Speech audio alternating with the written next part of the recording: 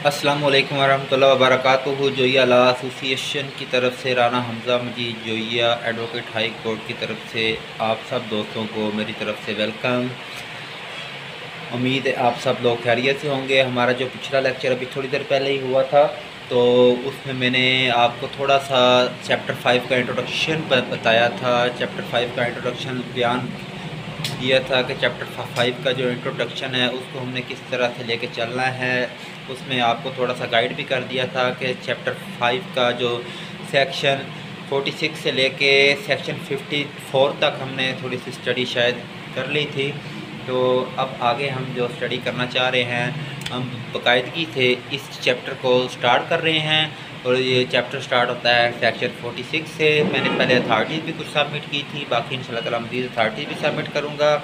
और ये चैप्टर हमने एक लेक्चर तो पहले दिया है थोड़ा सा इंट्रोडक्शन का, बाकी इस चैप्टर के मज़ीद 2 लेक्चर होंगे और एक लेक्चर तो मैं अभी दे रहा हूँ। और मैं पूरी कोशिश करूँगा कि अगला लेक्चर भी आज ही दूँ ताकि हम चैप्टर 5 आज ही क्लोज़ कर दें। जैसे हमने पहले एक दफ़े एक दिन में चैप्टर 4 क्लोज़ किया था, एक दिन में चैप्टर 3, 2, 1 एक दिन में हम क्लोज़ करते रहे थे वक्तन फ़क्तन वीडियो डाल के।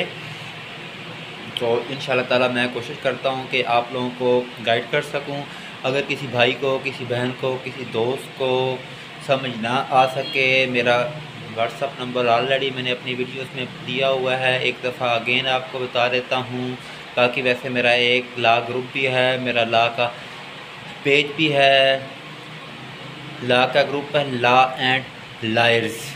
वहाँ पे भी मेरा सेल नंबर लिखा हुआ है ऊपर 034502389190 राना हमज़ा मजीद जोइया एडवोकेट हाई कोर्ट। और जो पेज है, पेज का नाम है legal aid and free services, legal aid and free services. तो अब हम अपने चैप्टर को बाकायदगी से स्टार्ट करते हैं सेक्शन 46 से। ये क्लास ए इसकी है अरेस्ट जनरली किस तरह से अरेस्ट किया जा सकता है किसी भी शख्स को। Section 46 arrest how made, arrest कैसे किया जाएगा। क्लास 1 कहती है in making an arrest a police officer or other person making the same shall actually touch or confine the body of the person to be arrested unless there be a submission to the custody by word or action. यानी कि कोई भी police officer या कोई भी शख्स किसी भी शख्स को गिरफ़्तार कर सकता है। किस शख्स को?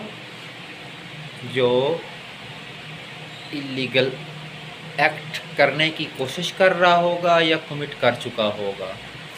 इसकी क्लास 2 क्या कहती है? Resisting endeavour to arrest if such person forcibly resist the endeavor to arrest him or attempts to evade the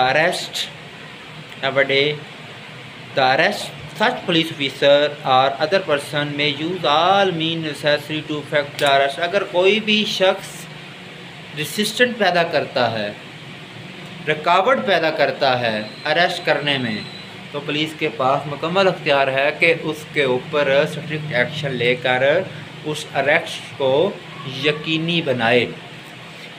इसकी क्लास 3 कहती है nothing is this in this section gives the right to cause the death of a person who is not accused of an offence punishable with death or with imprisonment for life। अगर कोई बंदा imprisonment of life और death में मुल्ज़म नहीं है तो police के पास ये थोड़ी सी पर भाई तो है, आपको शायद इसकी समझ ना आए। अगर किसी दोस्त को समझ आए तो मुझे व्हाट्सएप पे भी इसके बारे में पूछ सकता है। तो ये था हमारा सेक्शन 46। तो आगे हम आते हैं इसकी एक अथॉरिटी की तरफ। Arrest by police procedure and arrest without warrant is regulated by section 54 to 67 CRPC। according to section 54 any police officer may without an order from a magistrate and without a warrant arrest any person who has been concerned in any cognizable offence or against whom a reasonable complaint has been made or credible information has been received or a reasonable suspension exists of his having been concerned 1970 SCMR 7 supreme court की authority है, 1970 में आई थी, page number 7 है। उसमें बताया गया है कि पुलिस ऑफिसर किसी भी शख्स को खुद भी और with the help of magistrate भी इन द कॉग्निजेबल ऑफेंसेस में अरेस्ट कर सकता है। तो ये तो हमारा सेक्शन 46 कंप्लीट हो चुका है। अब आगे हम चलते हैं सेक्शन 47 की तरफ।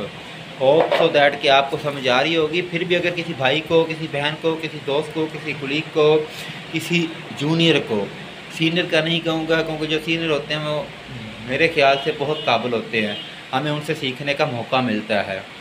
अगर किसी भाई को, किसी जूनियर को, बहन को, कुलीग को, आम शहरी को, किसी पुलिस वाले को किसी भी किस्म की हेल्प की ज़रूरत हो लॉ के मामले में, CRPC के मामले में, क्योंकि जो CRPC का मैटर होता है इसमें पुलिस को भी कानून को फॉलो करना होता है, लेकिन बदकिस्मती से जो हमारी पुलिस है उसके बारे में पहले भी बयान कर चुका हूँ कि हमारा पुलिस का अदारा अगर एक ठीक हो जाए तो हमारा पूरा सिस्टम ठीक हो सकता है। हमारा पुलिस में जितना बदनीति, बेईमानी, हरामखोरी, पॉलिटिकल इन्वॉल्वमेंट, जब तक हमारी पॉलिटिकल इन्वॉल्वमेंट ठीक नहीं होती उस वक्त तक हम पाकिस्तान कभी भी शायद तरक्की ना कर सकता हो। तो खैर ये बात पुलिस की मैं वैसे हमेशा एंटी रहा हूँ, हालांकि पुलिस में मेरे बड़े अच्छे दोस्त भी हैं, लेकिन जो पुलिस का बिहेवियर है वो आम शहरियों के साथ, मैं आपको एक किस्सा सुनाऊंगा जो मेरा पुलिस वालों के साथ हुआ था। पुलिस वाले आम जैसे नहीं, वो बात और हो जाएगी। पुलिस वाले आम इंसानों को ऐसे समझते हैं जैसे भेड़ बकरियां होती हैं। पुलिस वाले सिर्फ वकील से ही क्यों डरते हैं? क्यों? वकील एक कानून जानता है, उसे पता है कि उसकी तलाशी कौन सा अफसर ले सकता है, कौन सा अफसर नहीं ले सकता, किस कानून के तहत उसे रोका जा सकता है, किस कानून के तहत उसे नहीं रोका जा सकता। जबकि ये पुलिस वाले आम शहरियों को बिला वजह तंग करते हैं, रोकते हैं 100 रुपया, 200 रुपया, 500 रुपया लेने की खातर। ये पुलिस वालों की औकात है।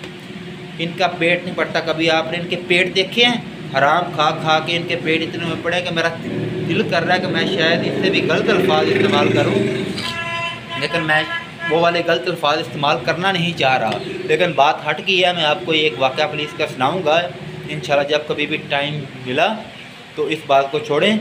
लेकिन जब भी आपको पुलिस किसी भी केस में पुलिस स्टेशन बुलाए, आपने विदाउट यूर लायर कभी भी नहीं जाना, या पहले आपने कन्फर्म करा लेना है कि आपके ख़िलाफ़ FIR तो नहीं हुई, क्योंकि पुलिस बलाती बहाने से है, फिर आपके ख़िलाफ़ ऑलरेडी FIR हो चुकी हुई होती है, या आपको उधर बिठा के आपके ख़िलाफ़ FIR दे देती है।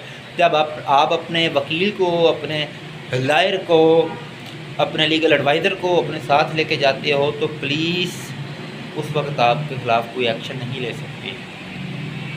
ये एक पढ़ी लिखी बात है। पुलिस वकीलों से क्यों चालू है? क्योंकि वकील कानून जानता है।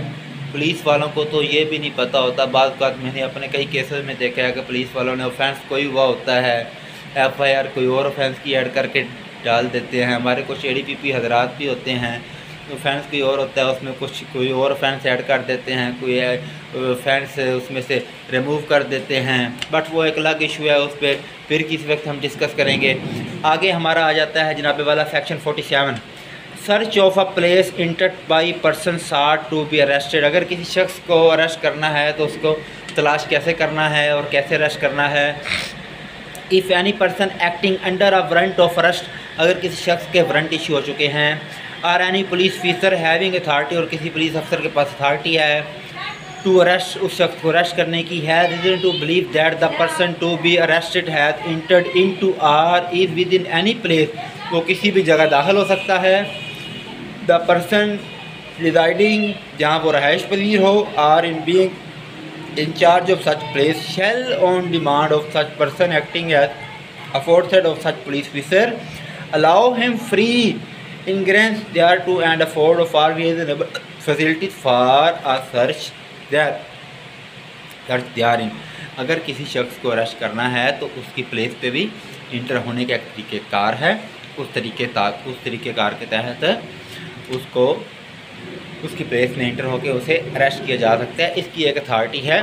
Without request of admittance in the house, police can not enter a house when there is no permission obtained by police in term of section 47-48।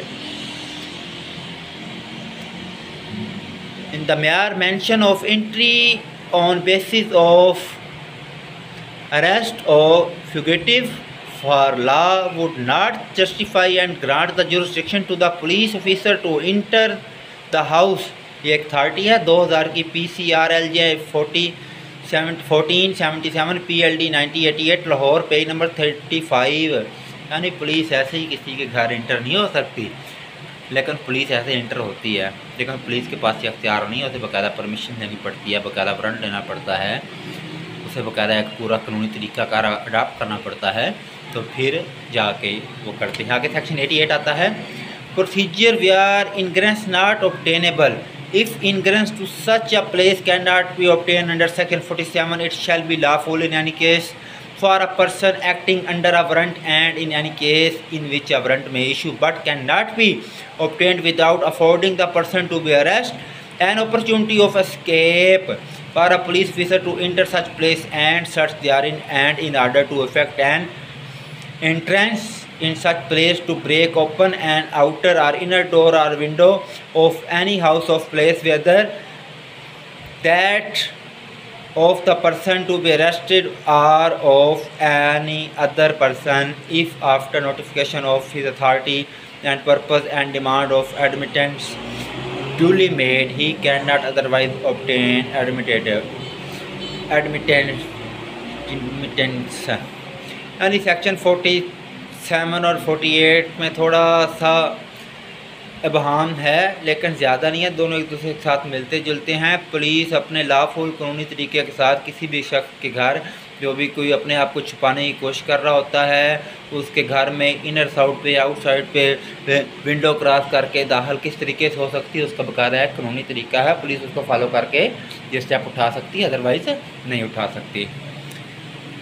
इसकी अगला जो इम्पोर्टेंट पॉइंट है, ब्रेकिंग ओपन जनाना, जहाँ पे ख़वातीन रहती होंगी वहाँ पे क्या होता होगा।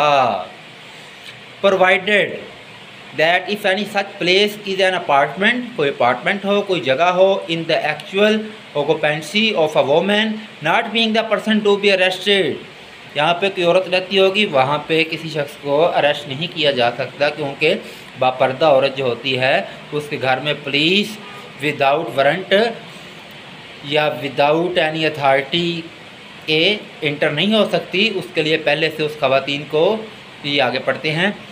हु अकॉर्डिंग टू कस्टम, ये कस्टम के अगेंस्ट होगा कि खवातीन की जनाना खाने की बापर्दगी को डिस्टर्ब किया जाए, किसी बापर्दा खतून के घर में, या ना भी बापर्दा हो तो उसके घर में दाखिल हुआ जाए, ऐसा नहीं हो सकता। इस सूरत में क्या होता है, does not appear in public such person और पुलिस ऑफिसर, कोई भी पब्लिक का शख्स या कोई भी पुलिस ऑफिसर वहाँ पे किसी भी मुलज़म को गिरफ़्तार करने के लिए नहीं जा सकता।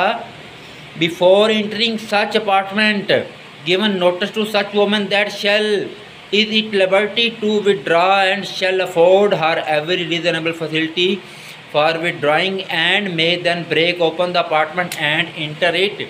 खातून को हदायत करेंगे कि आपने जिस शख्स को पनाह दी हुई है वो एक मुलज़म है, वो एक मुजरम है, और आप हमें इजाज़त दें कि हम आपके घर इंटर हो सकें, और वो साथ में जनाना पुलिस को लेकर इंटर होंगे।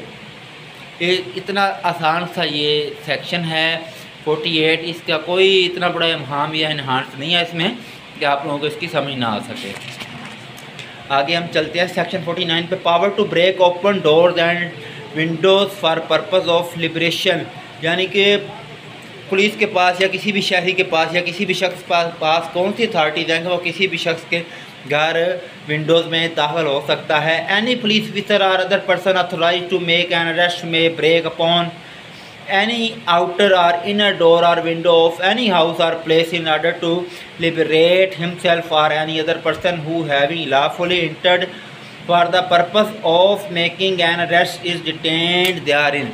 किसी भी पुलिस ऑफिसर या अथोराइज पर्सन के पास ये अख्तियारात हैं कि वो किसी भी ऐसा मुलज़म जो किसी भी ऑफेंस में मतलूब हो उसको गिरफ़्तार करने के लिए उसके घर में दाखिल हो सकती है और उसको गिरफ़्तार कर सकती है। Section 50, no an unnecessary restraint, किसी को गैर कानूनी तौर पर नहीं रोका जा सकता। The person arrested shall not be subjected to more restraint than is necessary to prevent his escape, कोई भी शख्स अपने आप को गैर कानूनी तौर पे छुपा नहीं सकता, सिंपली सी बात है। Section 51, search for arrested person, arrested person को सर्च तलाश कैसे करना है। Whenever a person is arrested by a police officer under a warrant which does not provides for the taking of bail, जिसने bail हासिल ही नहीं की हुई, or under a warrant which provides for the taking of bail but the person arrested cannot furnish bail, and whenever a person is arrested without warrant or by a private person under a warrant and cannot legally be admitted to bail is unable to furnish bail, यानी अगर किसी बंदे ने bell करवा ली तो उसे गिरफ्तार नहीं किया जा सकता, किसी बंदे ने बेल नहीं करवाई तो उसे डेफिनेटली गिरफ्तार किया जाएगा। इसका अगला पोर्शन कहता है the officer making the arrest or when the arrest is made by a private person the police officer to whom he makes over the person arrested may search such person and place in safe custody all article other than necessary bearing apparel found upon him, भी अभी वही simple सी बात बता रहा है, इसमें कोई इतना बहाम नहीं है। होप सो दैट के सेक्शन 51 तक आपका क्लियर हो चुका होगा। सेक्शन 52 आ गया, आगे हमारा सिर्फ एक सेक्शन और रह गया, सेक्शन 52 एंड सेक्शन 3। तो हमारा ये वाला क्लास ए ये चैप्टर 5 की कंप्लीट हो जाएगी इंशाल्लाह। उसके बाद क्लास बी पढ़ेंगे। ये मैं आपको सेक्शन 52 बताता हूँ। मोड ऑफ सर्चिंग वोमेन, अगर किसी खातून को तलाश करना है तो उसके क्या तरीक़ेकार हैं। Whenever it is necessary to cause a women to be searched the search shall be made by another women with strict regard to decency, इसके अथॉरिटी है बड़ी मशहूर। If this was the state of absence mindedness of a magistrate who has been invested so many powers under the code of criminal procedure the police official definitely will the encouraged to include in activity which are aimed to secure their own motivated desire। 2001 PCRLJ page number 685 है। आगे section 53 है power to seize offensive weapons, जो weapons हथियार जैसे पिस्तौल चाकू बंदूक वगैरह इस किस्म के बरामद होते हैं उन्हें सीज कैसे करना है। The officer of other person making an arrest under this code, कोई भी ऑफिसर किसी भी शख्स को अरेस्ट करता है from the person arrested any offensive weapons, जिस वेपन हथियार से उसने कोई ऑफेंस कमिट किया होता है which has about his person and shall deliver, और वो उसे बरामद हो जाता है। All weapons so taken to the court, तो वो कोर्ट में पेश करने होते हैं। Or officer before which or whom the officer or person making the arrest is required by this court to procedure for the person arrested, तो इस बुनियाद पे ही उसे अरेस्ट किया जाएगा कि उसके पास ये हथियार भी बरामद हुए हैं और ये चीज़ कोर्ट में साबित भी करनी पड़ेगी।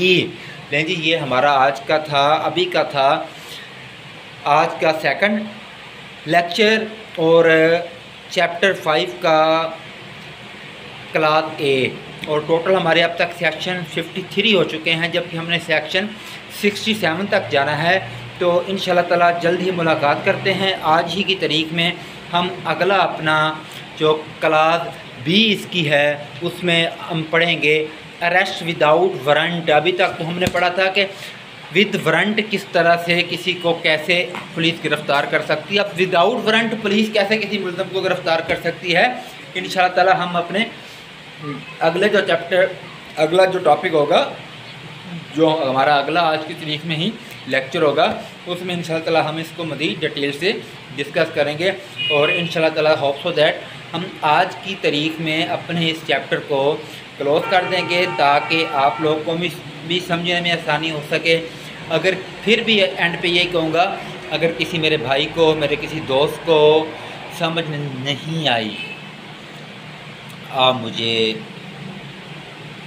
आपको मैंने ग्रुपों का नाम बता दिया है, वहाँ ऐड होना चाहें उठ सकते हैं। मैंने आपको अपना व्हाट्सअप नंबर ऑलरेडी दे दिया हुआ है, आप मुझे मेरे व्हाट्सअप नंबर पे कांटेक्ट कर सकते हैं।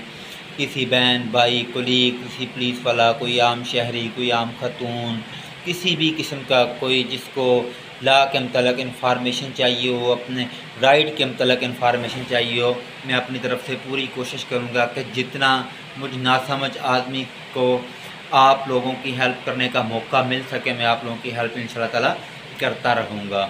और एक बात क्लियर कट है, I am totally anti police. Police पूरा हराम खाती है। मैंने अपनी पूरी ज़िंदगी में एक भी पुलिस वाला ईमानदार नहीं देखा। ऐसी पुलिस, पाकिस्तानी पुलिस पे बेशुमार मैं डालता हूँ लानत। एज ए एडवोकेट नहीं, एज ए पाकिस्तानी शहरी होते हुए मैं इस पुलिस पे लानत डालता हूँ। मैं इन पुलिस वालों से डरता नहीं हूँ, मैं ला को जानता हूँ। मैं आपको पुलिस के ऐसे ऐसे वाक़े बताऊँगा विद प्रूफ के साथ कि आप लोगों के रोंगटे खड़े हो जाएंगे। इंशाल्लाह ताला अपनी अगली वीडियो में मिलते हैं और आपको मैं आज हम इस चैप्टर 5 को कंप्लीट करेंगे। अभी तक के लिए इजाज़त दीजिएगा। अल्लाह हाफिज़। पाकिस्तान जिंदाबाद। अस्सलाम वालेकुम।